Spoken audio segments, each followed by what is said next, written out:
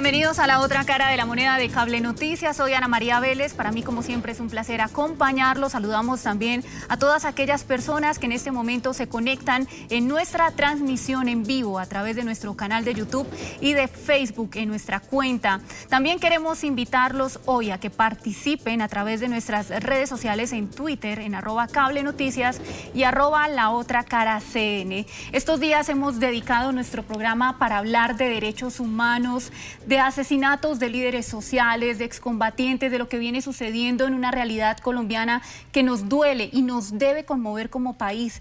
Hemos hecho una invitación para que como colombianos nos movilicemos, nos dejemos seguir tocando por lo que nos ocurre. No podemos hacer caso omiso a nuestra realidad, voltear para un lado porque a nosotros no nos toca. Siempre que hay un colombiano que muere en nuestro país, a un niño al que le violan los derechos humanos, debemos sentirlo como colombianos y que esto no pase desapercibido, que no se conviertan en unas cifras más del montón y que vemos a diario en los noticieros. Por eso hoy queremos continuar con el numeral que utilizamos en nuestro programa anterior, numeral detener la barbarie, @CableNoticias, @LaOtraCaraCN, esa es nuestra cuenta de Twitter. Y hoy queremos enfocar nuestro programa en derechos humanos y hemos decidido también a partir precisamente de una noticia que ha surgido en las últimas horas y tiene que ver con la inclusión de las disidencias de las FARC en esa lista negra de la ONU. Esa lista negra tiene justamente a todas aquellas organizaciones que en el mundo violan los derechos humanos. En este caso, las disidencias de las FARC fueron incluidas en ese listado por el reclutamiento forzado de niños, niñas y adolescentes en nuestro país. Recordemos que en el año 2018 salió de esa lista negra las FARC, pero quienes son hoy en día disidentes, es decir, que se apartaron de ese proceso de paz, de ese acuerdo de paz y que hoy nuevamente están en armas, pues están incluidos ahora en esa lista negra, de la que también hace parte el ELN. De ello vamos a conversar y por supuesto de otros temas nacionales referentes a los derechos humanos. ¿Y por qué razón? Porque hoy tenemos un invitado con el que podemos abordar este tema y otros más que nos van a ayudar a generar un debate en torno a esta problemática que tiene que ver con las violaciones sistemáticas, con las violaciones de los derechos humanos de nuestros niños y en general de la población civil. Pues hoy nos acompaña aquí en estudio Jefferson Mena, él es consejero presidencial para los derechos humanos. Doctor Mena, bienvenido a la otra cara de la moneda. Doctora Ana María, un placer estar aquí, bendito sea Dios por esta gran oportunidad que nos da de hablar de este tema tan importante para la vida nacional. Y bueno, un placer compartir escenario con estos amigos preocupados, como todos los colombianos, por el cumplimiento cabal de los derechos humanos en nuestro país. Pues se trata de Diego Restrepo, coordinador de paz, posconflicto y derechos humanos de la Fundación Pares. Bienvenido, gracias por atender nuestra invitación. Gracias, Ana María, por la invitación y un gusto estar nuevamente aquí para hablar precisamente de estos temas tan dolorosos, preocupantes y que dejan estas consecuencias humanitarias en los territorios más afectados lastimosamente por el conflicto armado interno. Y también nos acompaña Gabriel Cifuentes, él es profesor universitario, analista político, defensor de los derechos humanos y de la paz en nuestro país. Gabriel, bienvenido. Ana María, muchísimas gracias por la invitación, un cordial saludo a toda la audiencia de Cable Noticias y de este programa. Pues quiero empezar preguntándole, doctor Mena, ¿cómo recibe el gobierno nacional la inclusión de las disidencias de las FARC en esa lista negra? Ustedes habían hecho también precisamente algunas gestiones para que esto ocurriera y que la ONU se diera cuenta precisamente que esta organización, que se ha dividido además en varias suborganizaciones, por decirlo así, pues está llevándose a los niños nuevamente a las armas. Ana María, lo primero que uno tiene que decir es que cualquier noticia que provenga de en temas de reclutamiento de niños, niñas, adolescentes, y no solamente reclutamiento, sino el uso y la utilización, son noticias tristes. Yo creo que como país no nos vemos muy bien teniendo una situación como la que se presenta en Colombia. Pero esta noticia del día de ayer del Consejo de Seguridad lo que hace es ratificar algo que este gobierno ha venido diciendo desde el primer día, y es que tenemos que tener claro quiénes son los responsables de que esta situación se esté presentando. Y los responsables de que esta situación se esté presentando son los grupos armados ilegales, los GAO, los GDO, todas estas organizaciones de diferentes pelambres que se aprovechan de nuestros niños, que no tienen ningún pudor y que criminalmente involucran a nuestros menores de edad en esta barbarie a la que quieren llevar el país. Y creo que ante eso tenemos que encontrar un punto en común como colombianos y lógicamente trabajar todos para que esto no se siga presentando. Diego, cuando se habla de que una organización criminal o alzada en armas hace parte de un listado negro, ¿qué quiere decir eso?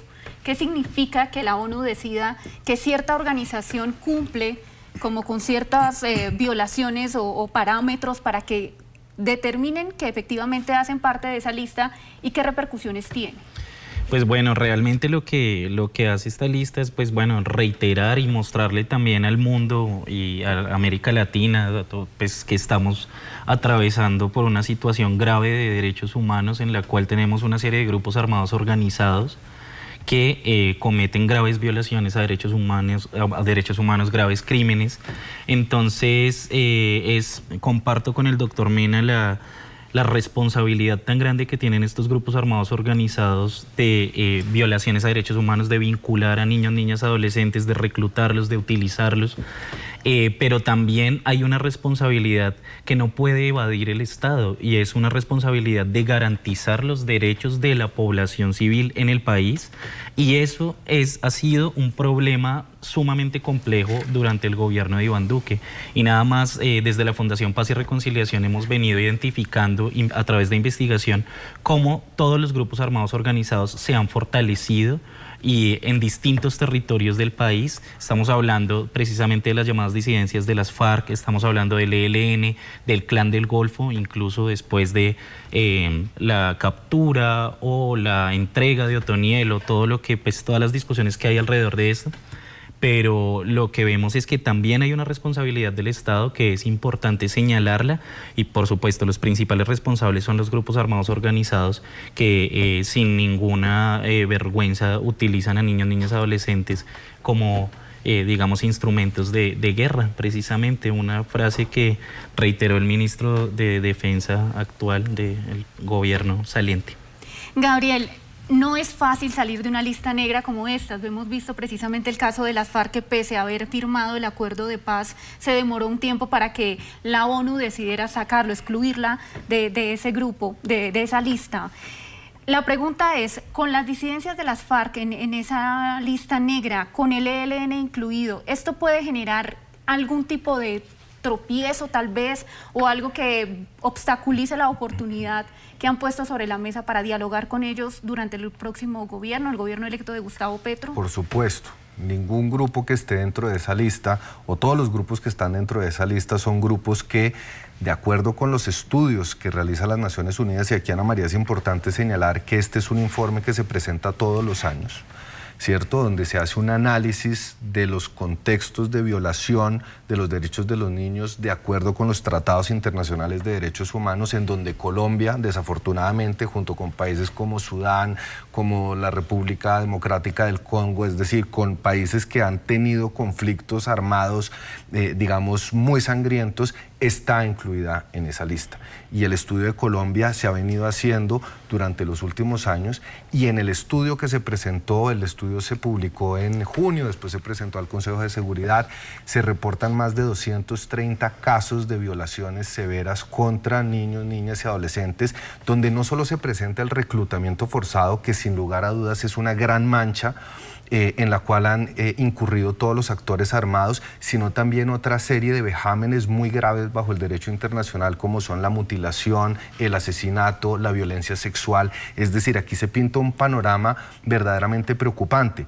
Para responder tu pregunta, en el 2018, cuando sale las FARC, se da después de un proceso de negociación y de una adopción de una serie de compromisos de someter a la justicia estos casos, de reparar y de decir la verdad. Es decir, hay un proceso de compromiso para dejar de atentar contra los derechos de los niños, y una vez desmovilizado el grupo de las FARC, pues dejó de cometer también esos delitos. En tratándose de una nueva negociación, por supuesto que va a dificultar que estén en esta lista. ¿Por qué? porque además los grupos que están en esta lista muy probablemente también pueden ser responsables de delitos internacionales bajo la mirada del Estatuto de Roma. Es decir, que ese margen de negociación se va reduciendo mucho más frente a los delitos probados por Naciones Unidas por parte de estos grupos. Pero ahí, doctora Ana María, si usted me permite, varias cosas. Yo creo que estamos dejando de lado un tema muy importante. Como dice el doctor Gabriel, estos son informes que se presentan todos los años. Pero cuando uno ve la evolución del informe, uno se da cuenta de varias cosas. Primero, sí, la noticia es la inclusión de estos bárbaros de las disidencias. Esa es la noticia. Pero tenemos también que anotar que este informe viene con 2 anexos. Un anexo, el anexo número 2, que se refiere a grupos como estos criminales, que no son o que no hacen parte de la observancia del Consejo de Seguridad de las Naciones Unidas. Es el anexo número 2. Y en ese anexo ese anexo ha sido la casa del ELN, y en ese anexo estaba las FARC anteriormente. Pero el anexo número 1, que es lo importante, el otro tema importante de la noticia, se trata de aquellos grupos que ya entran en el resorte del seguimiento del Consejo de Seguridad de Naciones Unidas. Y es ahí donde encontramos a estos 2 grupos criminales. Es decir, el ELN pasa del anexo 2 al anexo 1 e incluyen en el anexo 1 a las disidencias de las FARC. Ese es el tema fundamental y estoy de acuerdo con el doctor Gabriel. Ese solo hecho hace que la observancia del Consejo de Seguridad de Naciones Unidas esté mucho más focalizada en el desarrollo que van a tener estos grupos de aquí en adelante, y catalogados lógicamente como lo que son, unos grupos bárbaros que afectan el bienestar de los niños, niñas y adolescentes en el país. Quiero que revisemos unas cifras y tienen que ver precisamente con ese informe anual del Consejo de Seguridad de Naciones Unidas respecto a las razones que los llevaron a que estos grupos de las disidencias de las FARC, y de igual manera lo que ha explicado también el consejero, el ELN, pues hagan parte de esa lista negra. Revisemos entonces esas cifras. Las tienen ustedes allí en pantalla. Violaciones a los derechos de niños en el conflicto en Colombia. 31 niños fueron asesinados y 39 heridos de gravedad durante 2021. 231 violaciones graves contra menores. 123 niños de entre 12 y 17 años reclutados como combatientes. 75 de ellos por las disidencias de las FARC. Y la mayor parte se concentra en las regiones de Cauca, Chocó y Antioquia. Con estas cifras regresamos nuevamente acá a estudio y le pregunto también, consejero, esas cifras, como bien lo ha indicado, por ejemplo, Diego, ¿tienen alguna responsabilidad compartida con el Estado? Es decir, ¿cómo lograr hacer un mea culpa de parte del gobierno? ¿Hasta qué punto se pudo o no se pudo haber intervenido más para evitar que esas cifras se dieran? Doctora Ana María, aquí los únicos responsables de esta situación son los criminales de las FARC, de las disidencias de la FARC, del ELN y los criminales de diferentes pelambres. Obras son amores y no buenas razones. Y yo con esto le digo al doctor Diego, recrudecimiento en este gobierno, hombre, obras son amores y no buenas razones. Encontramos 7 grupos criminales, hoy tenemos 4. Este gobierno ha dado los golpes más contundentes contra precisamente aquellos delincuentes que han perpetrado las mayores masacres y los mayores vejámenes contra nuestros niños, niñas y adolescentes. Obras son amores y no buenas razones. La lucha del gobierno nacional desde el día 1 con nuestra fuerza pública en el territorio para proteger a la población es indiscutible, es indiscutible. Vamos a tener el gobierno con el mejor índice de homicidios en un cuatrenio. Es decir, aquí podemos echar el discurso, ¿cierto? Podemos echar el discurso del bla, bla, bla del gobierno, ¿cierto? Pero las cifras hablan por sí solas. Este gobierno ha hecho esfuerzos ingentes para frenar este caso. Incluso en el informe mismo resaltan el trabajo de estrategia de este gobierno, como es el trabajo, la estrategia Súmate por mí, ¿cierto? Y en una de las recomendaciones está que precisamente esa estrategia tenga continuidad, porque la ven ellos con muy buenos ojos a la hora de prevenir esta barbarie.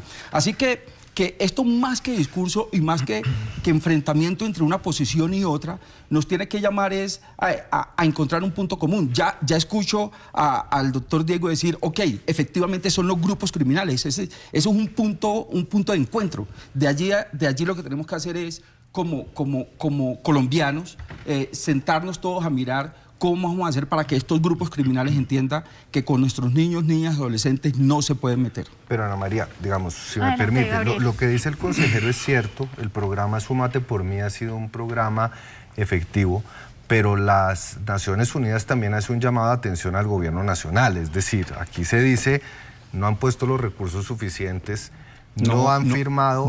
No dice eso. Se recomienda al gobierno financiar de poner el presupuesto necesario para que estos programas puedan continuar. Y eso quiere decir que los recursos, pero consejero, termino. Además de eso, se establece que el gobierno debería promover la educación para el tema de las minas, porque hay muchos niños, niñas y adolescentes que son víctimas de minas, que se urge al gobierno que apoye la declaración de escuelas libres de violencia, o sea, es decir, lo que quiero decir, uno puede mostrar las cifras, por supuesto que hay avances, pero las Naciones Unidas aquí también le está haciendo un llamado de atención al gobierno nacional. Y si bien yo estoy de acuerdo con usted, consejero, de que los que reclutan son los principales responsables, el gobierno de Colombia y el Estado colombiano ha suscrito tratados de derechos humanos tendientes a prevenir el reclutamiento. Tú decías, Ana María, que las regiones más afectadas eran Chocó, estaba Antioquia, Caquetá, Cauca, Chocó, ¿cierto? Si uno sobrepone el mapa de la pobreza, de la ausencia de Estado, con las zonas de reclutamiento, uno se da cuenta que hay un match perfecto. Entonces lo que... Buen intento, mi doctor Cifuentes, buen intento. Yo quisiera agregar algo. Ese mapa que transpones, ese mapa que transpones, hay que transponerlo también con las rutas criminales de narcotráfico. Sin duda. Y hay que transponerlo también con la presencia de grupos criminales. También. Y hay que transponerlo también con todos los cultivos de coca. Es decir, presentémosle a los colombianos la película completa. La película completa, ¿cierto? Chocó mi tierra, mi zona, que yo conozco. Es que a mí, doctor Cifuentes, a mí no me tienen que enseñar acerca de derechos humanos. Es que yo lo viví.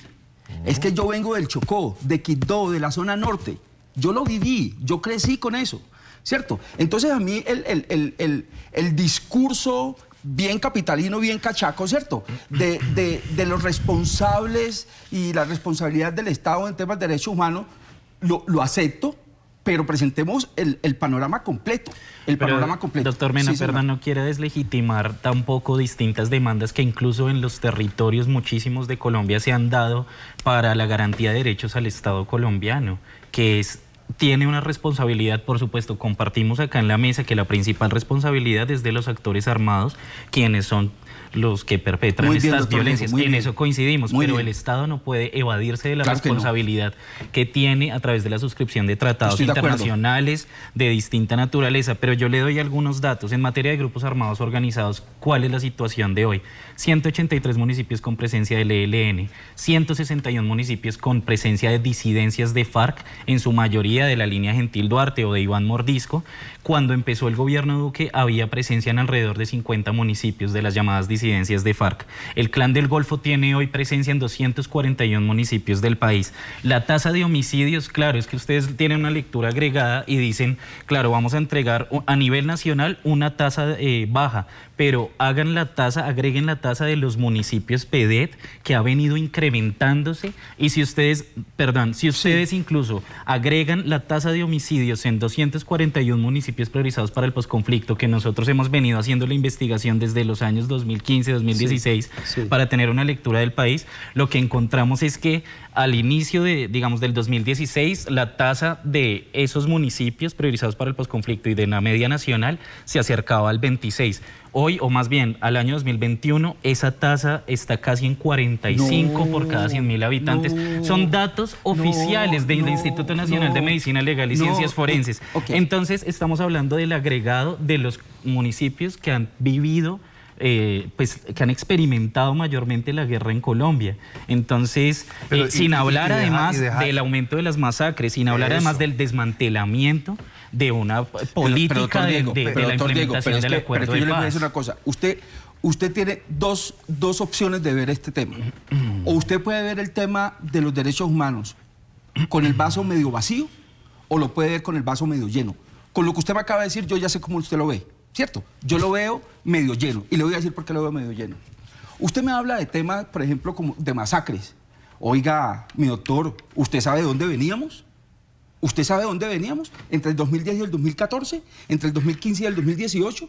¿Usted sabe de dónde veníamos? De unas cifras de masacres totalmente... ha reconocido el aumento en las cifras de masacres que ha catalogado como el eufemismo. Déjeme terminar. Sí. Esto totalmente de unas cifras exorbitantes. No estamos donde debiéramos de estar, pero no estamos de donde venimos. Es mucho, pero déjame terminar. Es mucho lo que hemos recorrido. Usted me viene a hablar de control territorial de los criminales. Hombre, eso es una mentira que no le podemos decir al país. Le voy a decir una cosa. Yo acepto que existen presencia de grupos criminales en algunos corregimientos y veredas, pero usted no me venga a decir que es que tenemos entonces municipios totalmente controlados por estos grupos criminales, porque no es verdad. Y una cosa última, si usted me lo permite, digámosle la verdad a la gente. Digámosle la verdad a la gente, con transparencia. El problema fundamental de los grupos criminales es el narcotráfico. Ese es el problema fundamental. Ese es el hardcore del tema. Y el narcotráfico se disparó en este país, a finales del 2016 y de ahí en adelante. Lo que uno quiere decir, lo que uno se debería preguntar es, ¿qué pasó con los acuerdos de paz? ¿Qué pasó con el cumplimiento? ¿Qué pasó con el cumplimiento de los acuerdos de paz? Pero usted me va a hablar a mí del PENIS. El PENIS es la cosa más absurda que ha habido jamás. Le voy a decir cómo funciona el PENIS. Le voy a decir cómo funciona el... Claro que sí, le voy a decir cómo funciona el PENIS. Usted es campesino y yo soy campesino. Usted es un campesino que no siembra coca y yo soy un campesino que siembra coca. El Estado llega y a mí que me ofrece, que siembro coca, me ofrece 200 y pico millones de pesos. A usted que no siembra coca no le ofrece absolutamente nada. ¿Cuál es el resultado final de la ecuación? No, que el que no siembra coca dice simplemente, si a este que siembra coca le pagan, pues entonces yo también voy a sembrar. Es perverso. Ana María, el PENIS es perverso. ¿Puedo decir algo? Adelante, Gabriel. Ha quedado claro que el alto consejero para los derechos humanos señala que el PENIS, que fue uno de los puntos acordados dentro de los procesos de La Habana, es calificado como absurdo. Y eso a mí ya me parece que es una noticia alarmante, porque detrás de eso hay toda una política de sustitución que el gobierno no ha cumplido. No lo dice Gabriel Cifuentes, lo dice el Instituto Kroc y las Naciones Unidas. Partamos de eso. Segundo, consejero, yo entiendo que su posición es la defensa de las políticas del gobierno de Iván Duque, pero no es capitalino decir que en 2021 se cometieron 96 masacres, que fue una cifra muy superior a las del 2020, y que el 2021 cerró con 72.300 desplazados, que era una cifra que no se veía hace 72.300, según cifras de Naciones Unidas. ¿Que no se veía hace cuánto? Una década. Oye, eso en materia, pero doctor Gabriel, no es cierto, hombre. No es cierto. 2010, 2014, más de 1.400.000 casos de desplazamiento en el país. 2016, 2018, más de 600 casos de desplazamiento en el país. 2019, a la fecha, llevamos casi 300.000 víctimas. Hombre, consejero, el punto es el siguiente. El balance de derechos humanos de este gobierno es nefasto en materia de asesinato de líderes sociales, en materia de asesinato de firmantes de paz, en materia de desplazamiento. Y dado que les parece absurdo el PENIS y volvieron a las políticas de erradicación forzosa, el número de hectariaje no ha bajado. El problema del narcotráfico, un mes de terminar los 4 años del gobierno de Iván Duque, sigue igual o peor. Entonces aquí nos tenemos que plantear verdaderamente si la manipulación de la información viene del gobierno o si Naciones Unidas, las organizaciones civiles y las personas que están en los territorios, como usted lo tuvo que padecer en el Chocó, están diciendo mentiras frente a la violencia que ha azotado las regiones de este país y que nos tiene en una crisis de derechos humanos. Como bien lo dice el numeral, estamos viviendo una barbarie. Esto no nos lo estamos inventando nosotros, estos son cifras de las Naciones Unidas y son las cifras oficiales de medicina legal. Entonces, pues acá... Yo le agrego una cosita. A la pausa. Ok, doctor Cifuentes, yo le voy a decir una cosa. Siga usted con el discurso. No es un discurso. Pero mire, yo le digo con todo cariño y respeto, además, que usted me merece. Muéstreme las cifras. Respalde eso que usted acaba de decir de los homicidios de líderes sociales con cifras. Yo se las puedo decir, se las voy a decir. Yo también. 2010 a 2014, más de 300 víctimas, más de 300 líderes asesinados. De 2015 a 2018, esa cifra se disparó a más del 21%, subió a más del 21%. En este gobierno sostuvimos hasta el año pasado una reducción en el sentido más conservador del 20%. Indepaz, pero ahí están las cifras. No me desmientan. Indepaz que me lo encontré, doctora Ana María, en las reuniones de Empalme. Wow, vaya la independencia. Entonces, lo que les quiero decir es, sí, ustedes van a hacer gobierno. Ustedes el 7 de agosto empiezan a gobernar. Yo no voy a hacer ustedes gobierno. Ustedes se van a encontrar con esa realidad. Yo quiero ver. Yo no soy gobierno. Yo soy un analista político que estoy trayendo las cifras de la Defensoría del Pueblo, las cifras de la Alta Consejería. Háblame de la Defensoría del Pueblo. Para medir. Ahorita, además que se usan los eufemismos, no se habla de masacres, sino que el gobierno de Iván Duque habla de homicidios colectivos, ¿sí? Y hay una forma también de presentar las cifras. Eso lo dice además la doctor Cifuente, ahí están las cifras de la Defensoría del Pueblo, ahí están las cifras de ONU, Derechos Humanos. Es que yo no me estoy inventando las cifras del gobierno no la maneja el Ministerio Público. Nosotros no manejamos las cifras. Bueno, a nuestros panelistas les voy a pedir un stop. Tengo que hacer la pausa obligatoria de nuestro programa. Numeral, detener la barbarie. Queremos que ustedes participen. @CableNoticias, @LaOtraCaraCN. Continúen participando. Sus preguntas también que estamos leyendo a través de nuestras redes sociales, a través de Facebook y YouTube, serán puestas aquí sobre la mesa. Ya volvemos.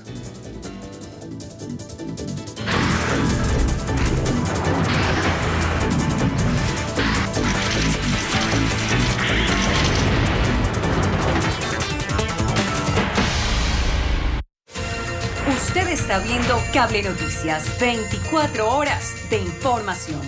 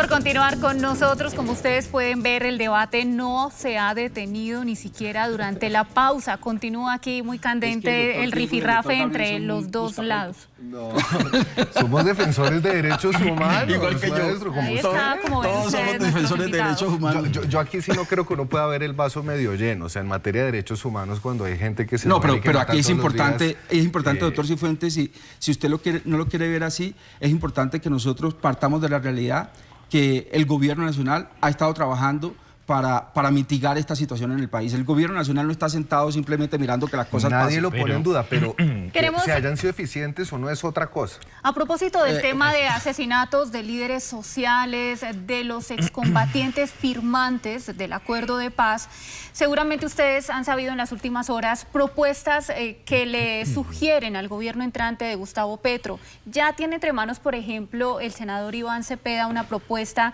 que están elaborando para hacer un plan integral para que esto se detenga. También en las últimas horas, incluso en el programa anterior, estuvo acompañándonos el exministro del Interior, Guillermo Rivera, a propósito de su propuesta de plan de emergencia, es decir, un plan que entre a partir del 8 de agosto de forma inmediata y que permita frenar los asesinatos tanto de los excombatientes como de los líderes y lideresas sociales de nuestro país. Queremos escuchar la propuesta un segundo de Iván Cepeda para que la recordemos. A diferencia de la actitud omisiva y contemplativa que ha tenido este gobierno, el gobierno del presidente Duque, frente a la sistemática eliminación de líderes sociales y de excombatientes, el próximo gobierno va a generar un plan para realizar una protección eficaz de la vida en los territorios de quienes defienden la paz. Hay que llevar a la práctica todas las recomendaciones que se han formulado, entre ellas las de la Comisión Nacional de Seguridad, de Garantías de Seguridad, los protocolos que se han elaborado y también garantizar una presencia escalonada y también combinada de organismos nacionales e internacionales de derechos humanos, así como una presencia fuerte del Estado, no solo militar, para garantizar la vida de quienes han sido asesinados despiadadamente en medio de la impunidad y de la negligencia del Estado. Muy bien, y a eso le voy a agregar entonces por lo menos el primer párrafo de la propuesta de Guillermo Rivera. La Comisión Nacional de Garantías de Seguridad debería ser convocada desde el próximo 8 de agosto. Y le quiero preguntar precisamente, consejero, por esa labor de la Comisión Nacional de Garantías de Seguridad a propósito de este tema de los líderes sociales y de los excombatientes, porque se habla de unos protocolos para protección de estas personas que muchas veces denuncian amenazas en su contra, pero también nos decían, bueno, es muy difícil, por ejemplo, decía el Centro Democrático ayer en representación del representante a la Cámara, Gabriel Vallejo, ponerle un policía a todas las personas para que las acompañe y las proteja. Seguramente esa no es la idea, pero sí tener en cuenta esas, además, advertencias tempranas que hace la Defensoría del Pueblo y, por supuesto, las mismas denuncias que hacen estos ciudadanos pidiendo a gritos que los protejan porque están amenazados en sus territorios en defensa de los derechos humanos. En 2015, el gobierno del presidente Juan Manuel Santos dictó decretos y medidas para garantizar la prestación de seguridad de líderes sociales y defensores de derechos humanos. Se establecieron varias instancias interinstitucionales. El doctor Guillermo Rivera fue precisamente uno de los abanderados de esos decretos. Son esos decretos los que se están poniendo hoy en ejercicio para garantizar la seguridad de los líderes sociales. Pero además le voy a decir algo nuevo que hemos introducido en este gobierno. Este gobierno le está dejando al país con toda responsabilidad la estructura institucional más sólida para garantizar la defensa de los derechos humanos en el país. No solamente a nivel ejecutivo, sino a través del Ministerio Público y a través de la rama judicial. Nosotros tenemos en Colombia 24 niveles de líderes sociales. Solamente en uno de esos niveles tenemos 8 millones de colombianos, las juntas de acción comunal. Cuando uno ve lo que está sucediendo con los asesinatos de líderes sociales, uno ve que en un porcentaje bastante amplio, el 35% de los líderes sociales provienen de las juntas de acción comunal. ¿Qué ha hecho el gobierno para mitigar eso? Lanzamos la política pública de protección a defensores de derechos humanos, pero además de eso también lanzamos un COMPES que va dirigido específicamente a esta población de juntas de acción comunal, con un presupuesto bastante importante, más de 89 mil millones de pesos, que a la fecha ya se ha ejecutado más del 85%, y con las posibilidades para que estos grupos poblacionales puedan contratar con el Estado, que antes no lo podían hacer, pero que también tengan una línea de desarrollo productivo, es decir, una cosa bastante completa. Pero además de eso, doctora Ana María, tenemos el tema de la UNP. El presupuesto de la UNP se ha duplicado casi para garantizar la seguridad de los líderes sociales. Hoy tenemos más de 3.500 líderes sociales con protección, más de 2.000 vehículos, más de 4.000 personas cuidando a estos líderes. Es decir, tenemos toda una estructura alrededor de ello para cuidar a estos líderes sociales. Pero además nos dimos una tarea muy importante, y fue que el gobierno no maneje las cifras de casos de líderes sociales, partiendo de un hecho, doctora Ana María y compañeros de panel. Un solo líder que nos asesinan, uno solo, debe doler, uno solo duele. ¿Cierto? Aquí esta cosa no puede ser reducida solamente al mero ejercicio estadístico. Aquí lo que tenemos que es trabajar para que esto desaparezca. Así que le pedimos a la Defensoría del Pueblo que fuera esta la que recogiera los casos y en una sincronía con la Fiscalía en tiempo real. Cada caso que vaya conociendo se los vaya enseñando a la Fiscalía. Y la Fiscalía creó una ruta especial para que estas investigaciones no entren solamente en el ámbito general. Hoy tenemos el 80% de casos con una investigación sólida sobre las causas de estos asesinatos, que en definitiva es la Fiscalía la que nos va a decir si el líder fue asesinado en ejercicio de sus funciones o fueran otras circunstancias. Y termino con esto. Pero además de esto, la rama judicial ha creado más de 30 jueces especializados para que tan pronto la Fiscalía termine con su línea investigativa, pase estos casos a los jueces y sean los jueces los que juzguen y condenen de acuerdo a las circunstancias que se presenten. Es decir, aquí lo que estamos demostrando es una estructura estatal, toda focalizada en proteger a nuestros líderes sociales y defensores de derechos humanos en el territorio. Diego, ayer tocábamos el tema aquí ampliamente del asesinato de líderes sociales en nuestro país, de los excombatientes de las FARC. Y se me pasó, quizá por falta de tiempo en la mesa, preguntar sobre el papel de la Unidad Nacional de Protección, porque lo menciona también, por supuesto, el consejero presidencial para los derechos humanos, el doctor Mena, pero ha tenido críticas en bastantes ocasiones por parte de miembros de las comunidades, de estos líderes sociales. ¿Hay algo que poder decirle precisamente a ese papel que ha tenido la Unidad Nacional de Protección durante este gobierno? Pues a ver, la Unidad Nacional de Protección, como bien lo decía el doctor Mena, pues ha venido teniendo unas medidas reactivas, digamos, frente a un caso de emergencia, de amenaza, o sí, bueno, frente a posibles homicidios, etcétera. Hay muchos problemas también, muchas dificultades en materia de las solicitudes que hay a la Unidad Nacional de Protección y la capacidad que tiene la institución para lograr procesarlas y dar esas garantías o esas medidas reactivas. Hay, por ejemplo, casos que nosotros hemos intentado acompañar desde la Fundación Paz y Reconciliación de personas que les retiran las camionetas, personas que les dicen no, vamos a arreglar una llanta y se la llevan 2 meses.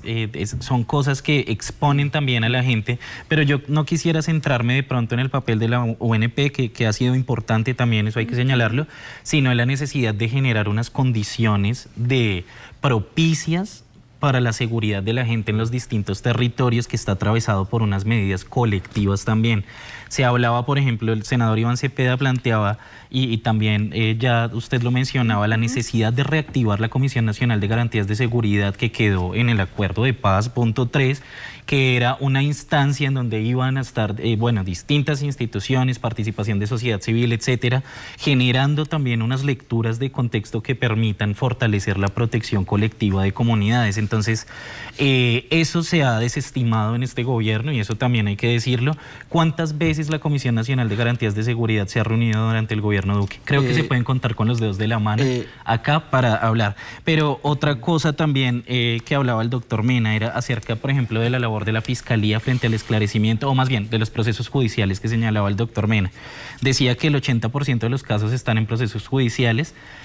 También escuchábamos al fiscal Barbosa, el mejor de la historia según él mismo, trabajando, digamos, en este tema del esclarecimiento, pero no ha sido claro frente a qué significa ese tema de esclarecimiento, qué autores intelectuales frente a temas de asesinato a líderes sociales han logrado identificar, porque usualmente las investigaciones se han centrado en la identificación de los autores materiales de los hechos, que son importantes, pero que no logran, digamos, mostrar el panorama completo de qué actores están detrás de todo esto, generando ese tipo de riesgos en el territorio, que reiteramos, y en eso yo creo que lo compartimos, los principales responsables identificados son los grupos armados organizados. En nuestro caso, digamos que hemos hecho investigación, las disidencias tienen la principal responsabilidad, le sigue el ELN, le sigue el Clan del Golfo, es decir, son actores identificados que son los mayores perpetradores de estas violencias, pero en la mayoría son actores no identificados individuales y actores o grupos armados no identificados frente, digamos, a las estadísticas y al trabajo de investigación que hemos hecho. El caso es que en el tema de la Fiscalía, sí deberíamos buscar claridad. ¿Cuántos casos tienen? ¿En qué etapa del proceso judicial están? Exactamente. ¿En qué etapa del proceso judicial están? ¿Y a qué le llama el mejor fiscal de la historia de esclarecimiento? Que pues eso sería muy importante. Yo creo que hay unos elementos allí a tener en cuenta. Volvemos a encontrar un punto común que me parece muy importante. Los responsables. Los responsables son los grupos criminales, los terroristas, los asesinos de líderes. ¿Por qué abandonar la implementación del acuerdo de paz cuando planteaba una hoja de ruta importante? Diego, por ejemplo, en materia de sustitución de cultivos. Eso está vinculado también al tema de violencia estructural. No, discursos no, cifras. Cifras, doctor Diego. No, el Instituto Kroc son discursos hace 15 y retórica. Doctor Diego. Como usualmente el gobierno de Iván Duque lo ha hecho, lo ha construido. Las cifras no son retórica, doctor Diego. Las cifras son hechos fácticos. No, retórica es lo que ustedes hacen. Pero le voy a decir una cosa. Alrededor de la supuesta importancia y responsabilidad que tienen con los líderes. Instituto Kroc. No la han tenido. Instituto Kroc. Ni siquiera los escuchan. Instituto Kroc. El informe de hace unos 15 días, fresquito, reconoce que este gobierno ha implementado el 35% del acuerdo de paz. Un acuerdo de paz que está a 4 gobiernos. Es decir, con matemáticas sencillas, que a cada gobierno le corresponde un porcentaje, la implementación de ese porcentaje. Entonces, pero déjame terminar. Esa se llama retórica y discurso. Pero no es mía. Eso sí se llama retórica y discurso. El Instituto Kroc, que fue diseñado, no fue diseñado, sino que fue invitado por las partes en el acuerdo a que le hicieran seguimiento a los acuerdos, señores. Eso es un hecho fáctico. Pero, consejero, es que usted no puede hacer ese cálculo, dividir el 100% en 4 gobiernos. No, señor. A nosotros nos toca ejecutarlo todo. Cada punto tiene tiempos diferentes. De hecho, en materia de restitución de tierras, el mismo Instituto Kroc dice que lo que ha debido avanzar este gobierno en este cuatrienio no supera el 1,15%. 1,15%. Entonces, esas matemáticas y esas lecturas parcializadas son equivocadas. Hay que leerse bien el informe. Pero, Ana María, yo quería comentar una cosita. Doctor Diego, pero una pregunta, solamente una pregunta. El gobierno anterior tuvo 20 meses para desarrollar los acuerdos. ¿Qué porcentaje desarrolló? No, perdón, contésteme. Si me deja hablar, le contesto. Ok.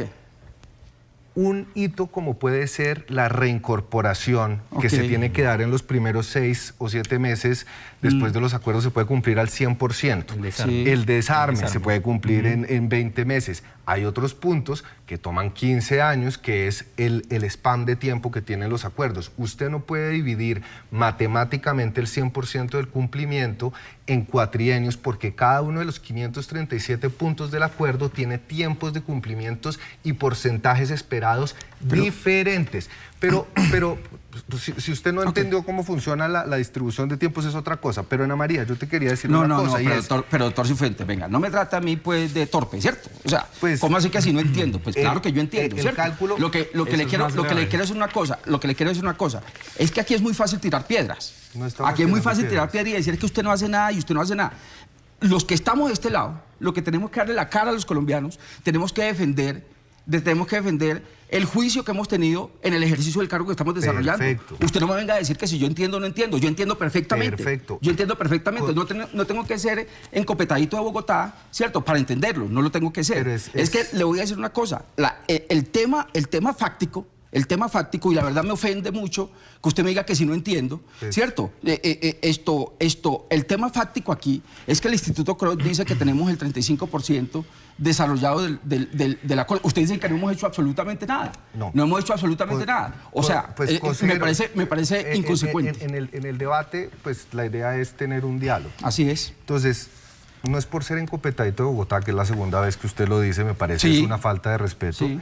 Es entender que el mismo Instituto Kroc y las Naciones Unidas han puesto en evidencia el incumplimiento de los plazos y de los compromisos del gobierno colombiano frente a los acuerdos. Eso no lo dice un encopetado de Bogotá, que es experto en la materia, sino que lo dice el mismo Instituto Kroc. Pero Ana María, te quería decir, para ver si podemos avanzar un poco, es lo siguiente. Creo que la gran apuesta del acuerdo de paz es entender que en materia de seguridad no basta únicamente con la presencia territorial de las fuerzas militares, que es importantísimo, sino que hay una apuesta social de fondo para desenterrar las causas del conflicto, que son las que generan la inseguridad, el acceso a las tierras, el acceso a los derechos, a los servicios.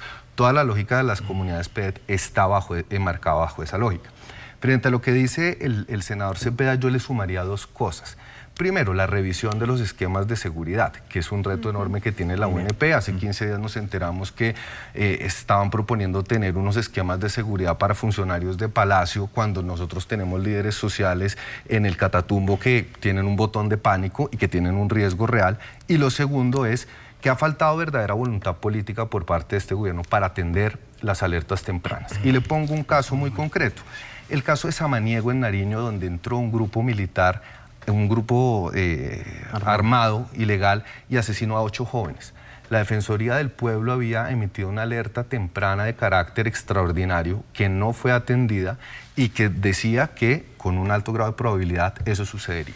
Como más o menos sucedió con el atentado acá en Ciudad Bolívar, porque el mismo Defensor del Pueblo sí manifestó en su momento que se había emitido una alerta temprana y que había ocurrido el atentado. ¿Quiere que le diga lo que es más grave? Hay una comisión que se llama la CIPRAT, que es la Comisión Interinstitucional para el Trato de las Alertas Tempranas. Elevamos derechos de petición al Ministerio del Interior, a la que era a Nancy Patricia, a Alicia Arango, que son las secretarias técnicas de esta comisión. Adivine cuántas veces atendieron una Comisión Interinstitucional de Alertas Tempranas. Ninguna. No ha habido voluntad política del más alto nivel por atender un mecanismo que podría, a través de acciones coordinadas, evitar esta clase de situaciones. Y eso sí es gravísimo. Yo he estado aproximadamente 3 o 4 CIPRAT. He estado en los CERREN territoriales en Tumaco, en el Chocó, en el Catatumbo, en el Cauca, en todos. A mí lo que sí no me pueden decir pues es que he sido un consejero presidencial de saco y corbata en Bogotá. Yo me he ido al territorio. Es que escribir, es que a mí, yo quiero mucho este país, doctora Ana María. Yo siento este país. Yo vengo del territorio. Yo sé lo que se vive en el territorio.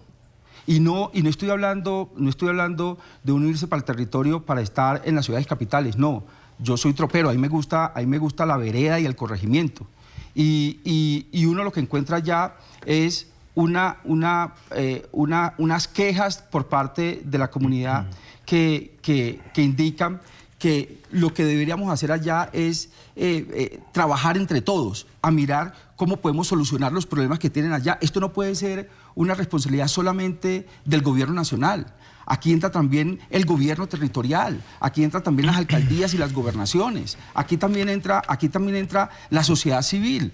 Aquí el tema no es que nos jalemos aquí las greñas, ¿cierto? El uno diciéndome que no entiende y el otro diciéndole encopetadito, ¿cierto? Mientras que las situaciones se están viviendo en el territorio. Aquí lo que tenemos que hacer es ponernos de acuerdo como sociedad y dejar de estar vendiendo la idea, que es que los funcionarios públicos y este gobierno en particular le importó un pepino lo que pasara con esos líderes. No, le quiero hacer una pregunta, un segundo.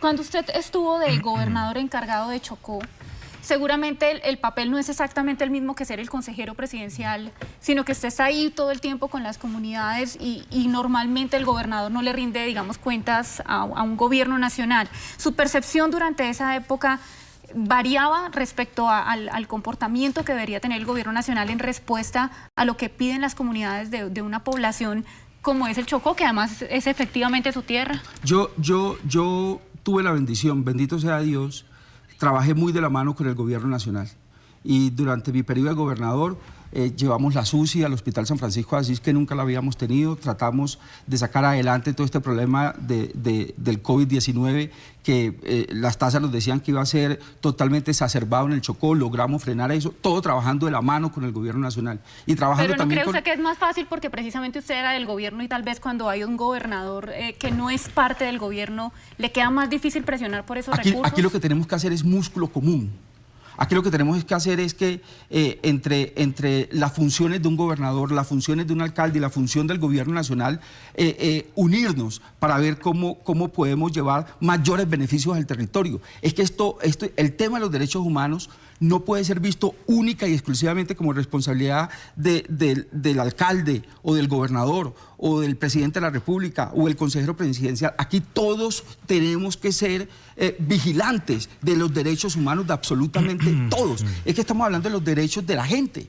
Entonces, a mí esta clase de debate, ¿cierto?, donde tratan de decir que es que uno no hace nada, ¿cierto?, que uno es como si uno se la pasara pues tomando tinto, ¿cierto?, ahí en el Palacio de Nariño, hombre, es ofensivo. Aquí estamos trabajando y estamos trabajando desde el primer día, con el compromiso de un señor que es un amante de este país, como es el presidente de la República, Iván Duque, dando lo mejor que tenemos. No estamos diciendo que hemos solucionado todos los problemas. Colombia tiene muchos desafíos, pero creo que hemos dado lo mejor que tenemos para enrutar este país en la línea adecuada para solucionar los problemas que se nos presentan en el territorio. Me queda 1 minuto y medio de programa, alguno de los dos. Diego, sé que está que... Sí, a mí me gustaría agregar algunas cosas. Volvemos a estar de acuerdo en algunos puntos sobre esa necesidad de hacer un compromiso como sociedad, de no volver a repetir la misma historia de violencia, que es lo que nos está diciendo la Comisión de la Verdad, que por cierto el presidente Iván Duque le dio la espalda, como siempre. Entonces, y también como la atacó de manera sistemática, claro, no tenemos que ver hacia el futuro, pero ver críticamente qué se hizo y qué errores se cometió. Doctor, hay que analizar críticamente. ¿Usted sabe lo que pasó ese día? Yo digo, hay una serie de elementos que hay que tener en cuenta y a las cuales hay que atender. El tema, por ejemplo, de las recomendaciones de la Comisión de la Verdad es un tema sumamente importante que debe apropiarse de carácter nacional, pero también en el nivel territorial local, con el propósito de garantizar que esto no se repita, de buscar hacer unas reformas institucionales. La responsabilidad, compartimos, es de los actores armados, de los grupos armados, la principal responsabilidad, pero el Estado colombiano tiene la responsabilidad de garantizar el goce efectivo de derechos de la población colombiana. Yo creo que podríamos pensar en un cambio de palabras. Si uno piensa en responsabilidades, podría pensar en una responsabilidad del Estado colombiano, del gobierno nacional, de la sociedad, de los alcaldes, de los gobernadores, y un culpable, como lo son los actores armados en este caso. Por eso pensaría yo que si uno quiere buscar un culpable efectivo de lo que ha sido la violencia en nuestro país, uno podría decir ellos son el narcotráfico, esos actores armados, pero responsabilidad tienen todos. Así es. Desde el gobierno nacional. Así es. Y lógicamente uno del gobierno nacional, digamos, puede cometer errores, ¿cierto? Errar humanum es. Podemos cometer errores y podemos tener visiones diferentes de ver las cosas, pero aquí el único propósito que nos concita es el propósito de mejorar las condiciones de derechos humanos en el país, y hemos avanzado de manera significativa en este gobierno y hemos aportado nuestro grano de arena para que el gobierno entrante ojalá aporte el grano de arena por parte de él y ojalá tengamos un día en que no tengamos que estar hablando de estas situaciones tan precarias en el territorio. Una respuesta de solamente sí o no. ¿Cómo vería usted la propuesta de Luis Guillermo Pérez, magistrado del Consejo Nacional Electoral, en caso de que él se vuelva ministro de Justicia, de que el Ministerio de Justicia sea de Derechos Humanos y tenga adscritas la Consejería Presidencial, que ya no sería presidencial, sino del Ministerio, y las demás entidades que trabajan en derechos humanos, que sean no de la Presidencia y no del Estado en general, sino que todas trabajen para el Ministerio de Justicia? Yo soy un respetuoso de la autonomía de los gobiernos. Yo creo que el presidente electo llegará, evaluará y tomará las mejores decisiones para el país. ¿Alguna corta intervención, Gabriel? Pues, me quedan 30 segundos, ya me están diciendo que hay diferentes direcciones de derechos humanos, la Consejería, la Dirección de Derechos Humanos en Mininterior. Yo creo que habría que agruparlas, pero no sacarlas de presidencia. Tiene que ser un propósito y yo sí comparto la idea que este gobierno está en déficit, está en rojo en materia de derechos humanos y que ojalá el próximo gobierno lo tome como una prioridad. Su gobierno. Esto lo confirman las víctimas de la policía en las movilizaciones sociales que hemos tenido. No comparten que sea un gobierno tan bueno en materia de derechos humanos. Pues la idea es que nuestros televidentes saquen sus propias conclusiones. Tuvieron ustedes aquí en esta mesa un debate sobre derechos humanos de parte del Gobierno Nacional, de organizaciones y expertos que también se dedican a hacer análisis e investigación al respecto. Y ustedes como colombianos pues podrán sacar, como les digo yo, pues esas conclusiones que tienen de forma personal y evaluar o no el desempeño que haya tenido o no el gobierno de Iván Duque. Por lo pronto, pues les agradecemos enormemente Jefferson Mena, consejero presidencial para los derechos humanos. Mil gracias por haber estado acá. Muchas gracias. El primer consejero presidencial de derechos humanos negro. Este gobierno ha dado ejemplo de inclusión en el ejercicio de gobernar este país. Y ahora se viene vicepresidenta, tenemos hoy también embajador. Así es. Bueno, pues bienvenido sea, por supuesto, Diego Restrepo, coordinador de paz, posconflicto y derechos humanos de la Fundación Pares, también que trabaja de mano de la Fundación de Paz y Reconciliación. Muchas gracias a ustedes por la invitación y bueno, acá estamos en este trabajo de la defensa de los derechos humanos. Y Gabriel Cifuentes, mil gracias, analista político, defensor de derechos humanos, profesor, siempre bienvenido aquí también a nuestra cara de la muchas gracias mañana. Y creo que más allá de la calentura del debate estamos todos de acuerdo que los derechos humanos son y deben ser una prioridad para el Estado colombiano. Y el absoluto rechazo a los grupos criminales, totalmente. Debe haber en eso una sincronía social, porque de esta forma les decimos que no queremos como sociedad que sigan atentando contra nuestros derechos, porque tenemos derecho a la vida principalmente y por supuesto, por ejemplo, en el caso del tema puntual de nuestros niños, deben estar en sus casas. El reclutamiento forzado de niños, niñas y adolescentes también debe ser absolutamente rechazado. Numeral, detener la barbarie, @cablenoticias, @laotracara_cn. Un abrazo para todos nuestros televidentes, también para nuestros televidentes, pero que están aquí conectados en redes sociales que estábamos viendo. Gracias por estar con nosotros, que estén bien.